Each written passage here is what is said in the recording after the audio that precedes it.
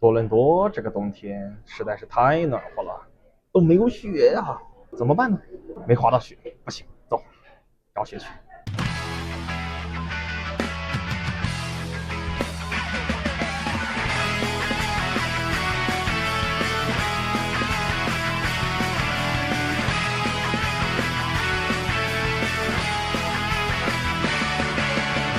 危険な蝶になってきらめく風に乗って今すぐ君に会いに行こ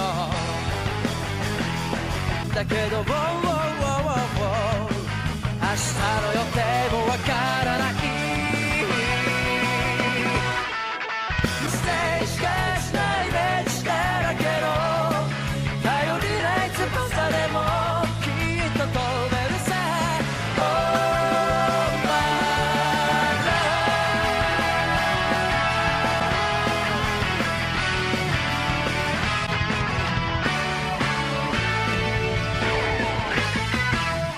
我现在在卡尔加里机场的候机室，准备飞回多伦多继续搬砖了。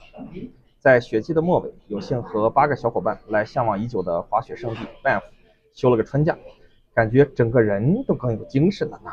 好久没有玩得这么开心了，也得到了不错的休息。在假期的末尾，跟大家分享一下旅行过程中的各种见闻和人生的感想。结尾有 Norman 的大彩蛋，千万不要错过呀！来Banff滑雪是我第一次在飞机上托运雪板。我滑的是双板，就和正常的行李是一样的托运，价格也没有更贵。不过托运的时候走的是 oversize 的托运通道。我们一行一共9个人，分成了2辆车，一辆皮卡，一辆大的 van。第一天在卡尔加里采购了一发，开到了第一个住宿地点 Harvey Heights。在这里我们连着滑了4天的雪，前2天是在 Lake Louise Ski Resort， 后2天在 Sunshine。在 Lake Louise 的第一天，一下子就给我上了强度了。我是一只只在安省滑过雪的土包子。好，今天来的这个地方叫 Lake Louise 滑雪场。第一次来滑这么大的山。路易斯有那么几十条非常弱的雪道，滑一趟5分钟就已经感觉自我良好。而 Lake Louise 直接来了100多条雪道，从山顶滑一趟下来得10几20分钟。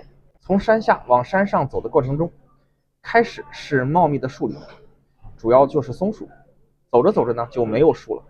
夏天是苔藓，冬天就光秃秃的一片，变成纯雪景。我坐着缆车往上走，当时那个腿啊是瑟瑟发抖啊，内心一直在告诉自己啊，我能滑得下来，我能滑得下来。本着来都来了的原则，滑雪小伙伴组织召唤我去哪里，我就应该去哪里。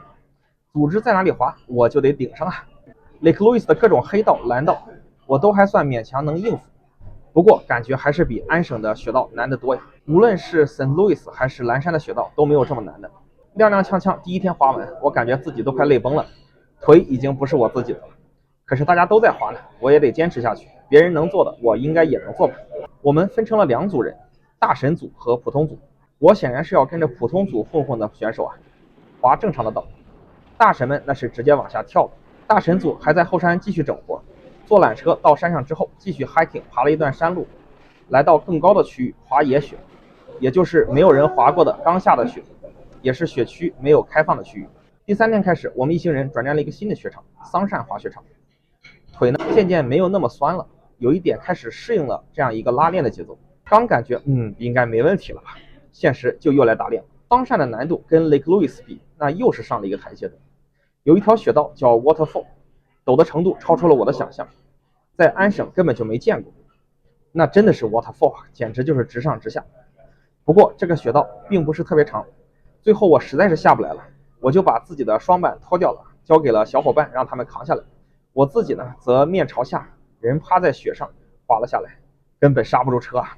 桑善呢是这次半幅滑雪旅程中我最喜欢的雪场。在这里呢，我滑了一些小树林，还跳了几个坑，彻底的放飞了自我。有一说一，半幅里吃的东西是真心不错。我们在开茂小镇吃了日式拉面和巴西烤肉，都完全不输多伦多或者温哥华的水平。倒是中餐可能是因为没有竞争啊，显得有点拉胯。第5天大家休整了一下，开到了 Revelstoke 小镇。这一天发生了一件很有趣的事情，我们团队的小弟同学他的行李箱丢了。这个行李箱是怎么丢的呢？那是因为我们的卡车斗没关上，拐弯的时候把这个箱子甩飞了。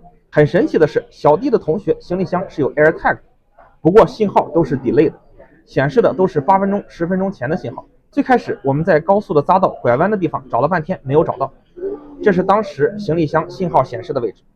后来呢，我们发现 AirTag 的信号动了，我们就一路跟着信号来到了 Canmore 小镇上继续找。我们开着车跟着这个箱子各种兜圈子，特别像夺宝奇兵。我们最开始以为这个箱子被人捡走了，是准备据为己有。兜兜转转了几个地址之后，来到了警察局，我们顺利取回了这个箱子。事实证明，你是可以相信保守党治下的 AB 人民的素质和治安水平的。这边要特别的给 Canmore Banff 整个区域的 Canmore 这个小镇的市民和警察局点个赞啊！相信保守党，相信保守党。如果前面4天拉练已经算开了眼的话，最后2天滑雪那真的是叫上了强度啊！最后2天的雪场叫 Revelstoke， 和小镇是一个名字。我是各种爆装备和不敢滑呀，丢了板坐滑梯下来。新下的雪很好，有10厘米厚。大神组扩招到了全体小伙伴，都去爬山上滑粉雪了。事实证明，小丑就是我自己啊！普通组就剩我一个人了，可以改名小丑组了。我没滑到粉雪，不过这边还是带大家看看大神们滑粉雪的场景吧。大神组在后山爬了1个小时才上到山顶，然后滑了 N 久才下来，实现了1天只滑1趟的壮举。滑下来的时候呢，被保安教育了，滑得挺好，不要再滑了。来 Revelstoke 的时候，天气已经开始变热了，这座山最下面的区域雪已经化得差不多了，只有中间到山顶这一段雪是比较好的。这让我想起了中学地理上学过的地理知识，海拔每上升100米，温度就会下降0.6度啊。最后一天大家就是随便滑滑了，给整个行程画上了一个圆满的句号。有一说一， Revelstoke 雪场里面的牛肉汉堡是很好吃的，如果你来这个雪场一定要记得吃一下。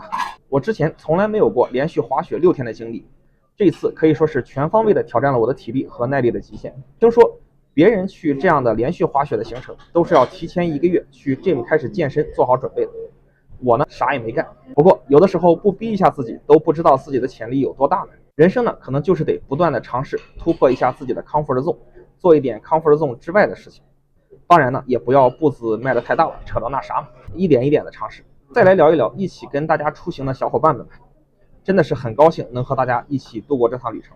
小伙伴们真的都是高质量的人类啊！有一点夸张的讲，大家的滑雪技术上呢，人均1、2级滑雪教练啊，除我之外。工作和学术上呢，大家基本上都是金融行业内的大拿，人均 CFA 平均学历硕士起步。大家干的工作都是我当年毕业求之不得的 dream job。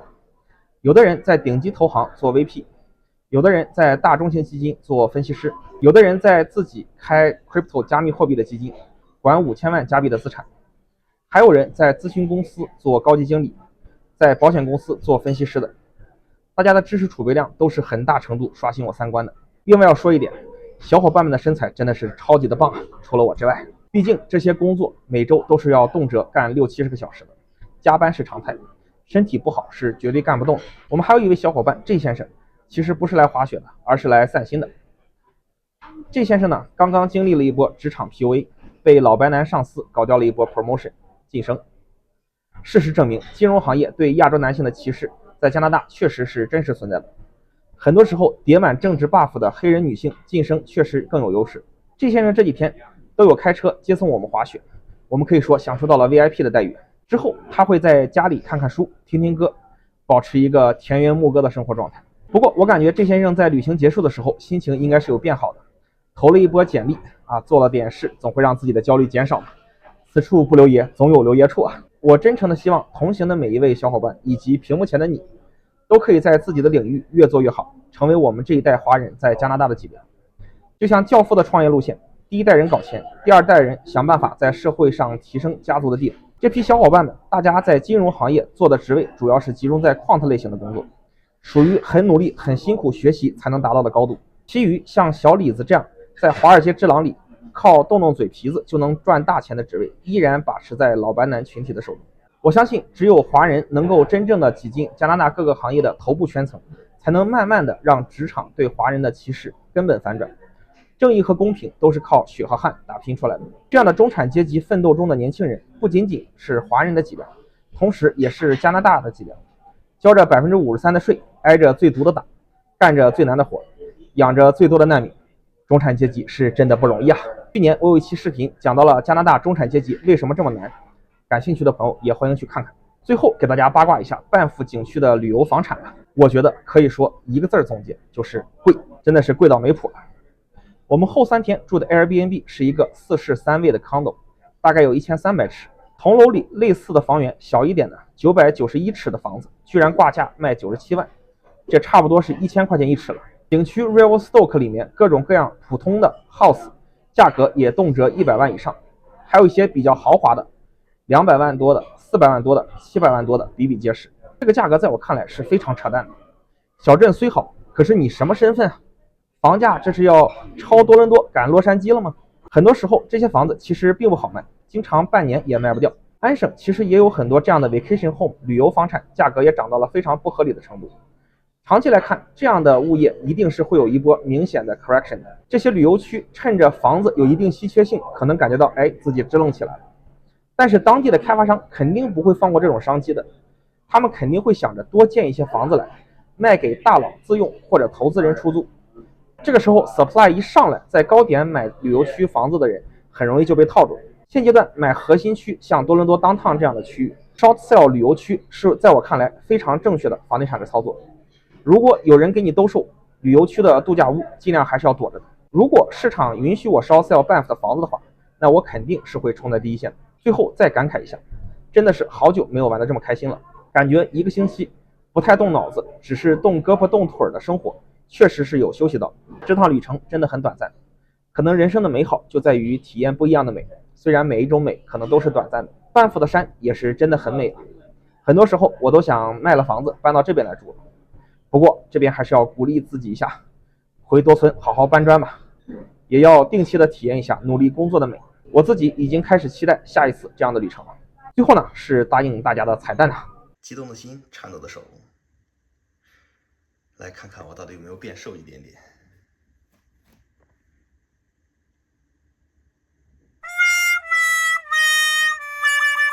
我勒个去！好，这就是本期视频的内容。